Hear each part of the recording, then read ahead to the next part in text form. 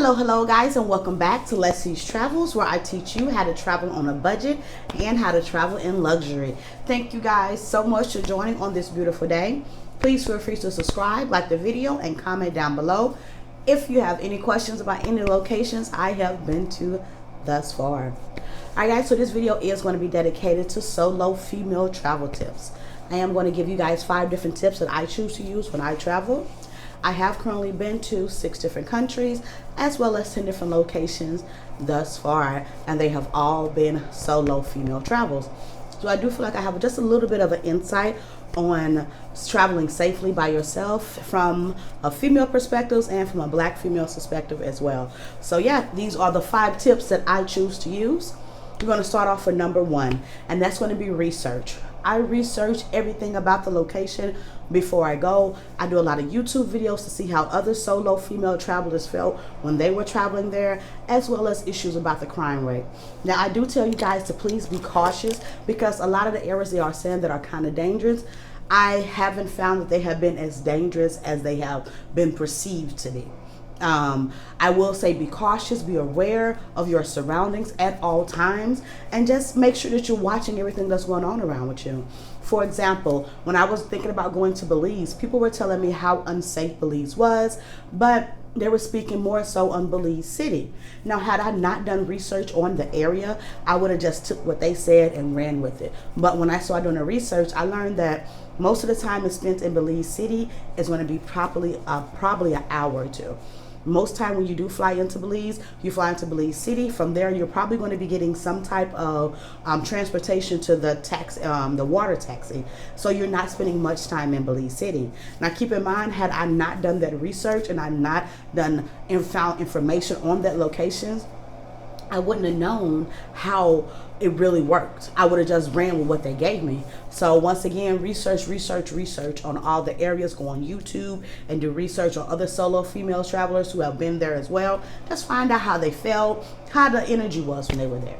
But yeah, that's the first one that I do. Number 2 was going to be dedicated to, most of the time I do choose to rent a car. Now, I choose to rent a car simply because I like to be in control of my destination. With me being a solo female traveler, I have to be cautious with me getting in and out of random cars with people. Now, when I was in Paris, I did choose to use Uber, but I did choose to travel in the daytime. And I'll get more into the daytime travels a little bit later. But I did choose to use Uber. But majority of the time on all of my travels, I've chosen to rent a car. But I will say that I am happy that I chose to listen to people and do research and not rent a car in Paris. I was completely just flabbergasted on how they got in and out of traffic. I would have been so overwhelmed with trying to drive there had I chosen to rent a car, but I'm happy that I didn't. I will say that with Paris, when I do choose to go back again soon, I'm going to choose to use a public transportation because it is a lot cheaper and it can save you a little bit more money, and it was super safe. But I will say that at least 8 out of my 10 trips, I have chosen to rent a car, or I've chosen to rent a go-kart. I did rent a go-kart in Turks and Caicos simply because it's such a small island. But yeah, for me, with renting a car, it does put me in control of my destination. With me being a solo female traveler, I do not like the idea of being alone with anyone for too long. Even with my excursions, I do not do private tours. I try not to. I try to be around people, even if it's just a simple couple, and I just give them their space. But I want to be around people, and if you put yourself in a car with someone, just never know what could happen. So that's why I choose to rent a car. All right, guys, so we're going to get into number 3. Number 3 is simply dedicated to the way that I dress and the way I choose to conduct myself.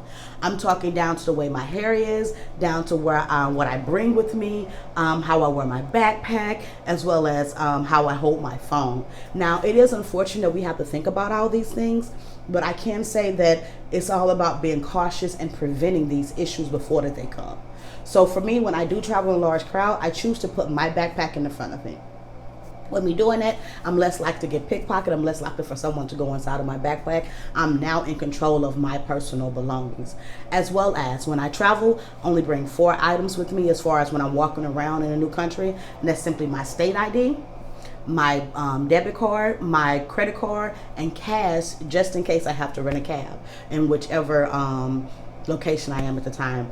I choose to get cash in there. Like I just left Paris, I got euros. But yeah, I choose to keep that amount just in case I do have to rent a cab. So I'm always prepared for anything. And with that, I do put that in my front pocket, or I put it in my chest area, simply because I want to be able to feel all my belongings at any time, as well as Paris, when what I have researched had said that they're known for their pickpocketing.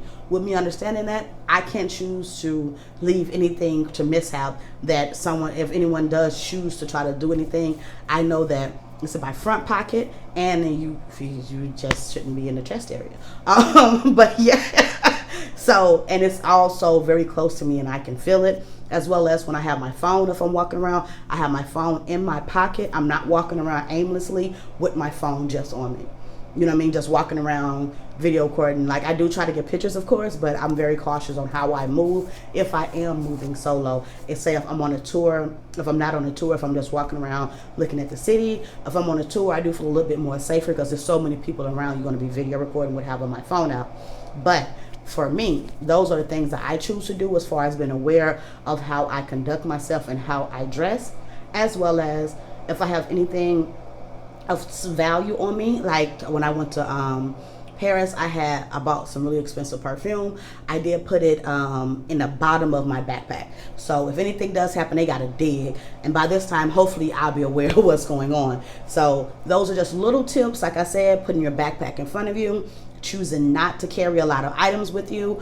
I choose not to carry my passport on me at all when I'm walking around a new city, as well as where to place money or where to place items so that you can fill them. And your front pocket is harder for someone to get into, or either like if you have your wallet, like stuff like that, just put it in places where you can feel. For gentlemen, you can have it in your pocket, in your hand, so it makes it easier for you can be able to know where everything is located. All right, as well as we're going to get into number 4. Now, me as a solo female traveler, I do choose not to travel at night.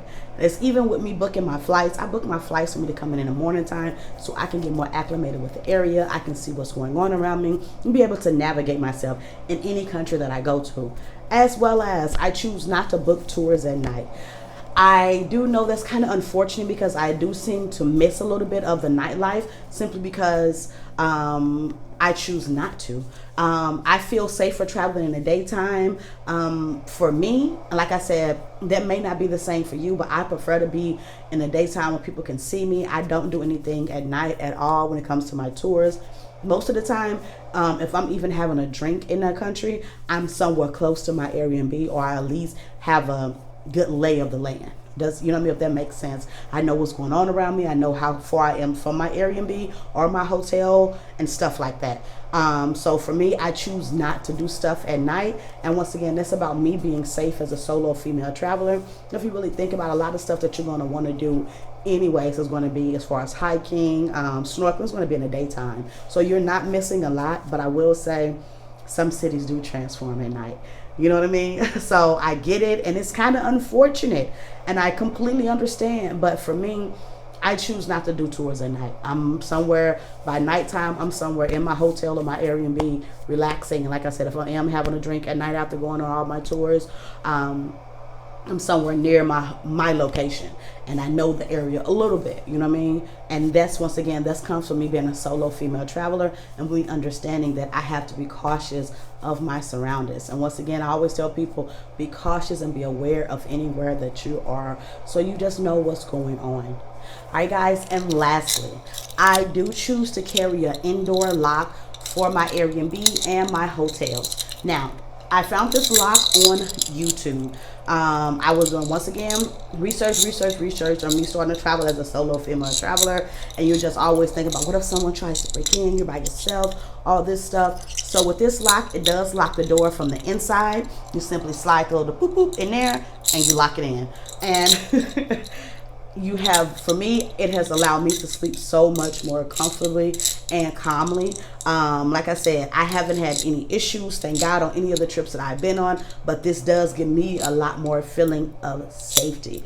And you can get it on Amazon, I think about 10 or 12 bucks. For me, as a solo female traveler, it's really important that I feel safe wherever I lay my head. With this is stopping any intrusion. If something, somebody breaks a window, that's probably going to wake up all the hotels or rooms around them. So, you know what I mean? At least this is less likely for someone to be able to break in. Like I said, this is something that I carry everywhere. It's always with me, no matter where I'm going, just in case I have to lock my door if I don't feel safe.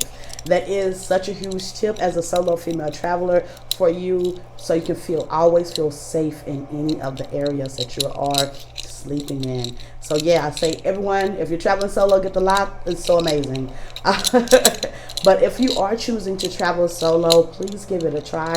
I think it's absolutely amazing. I can say that traveling solo has completely changed my life and my outlook on life as well. It has taught me a lot of self-awareness, as well as it's taught me a lot of patience and understanding that things are going to happen. You're going to get lost. This is going to happen, but at least you're more likely to deal with the situation if you can practice just a little bit more patient. And it taught me to trust myself.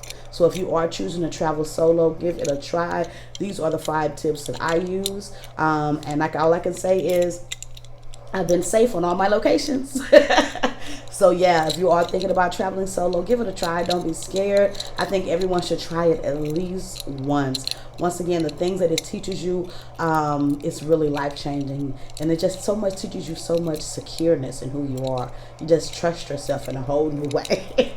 But yeah, thank you guys so much for joining. I hope these 5 tips was amazing for you, and you do guys choose to implement them into some of your travels as well. And do get the lock. It's pretty awesome. But yeah, thank you guys so much for joining. I like to leave you guys with, if I made it happen, you can do the exact same thing. Thank you guys again. Please feel free to subscribe, like the video, and comment down below. And thank you guys for joining Leslie's Travels. Next video is Tulum.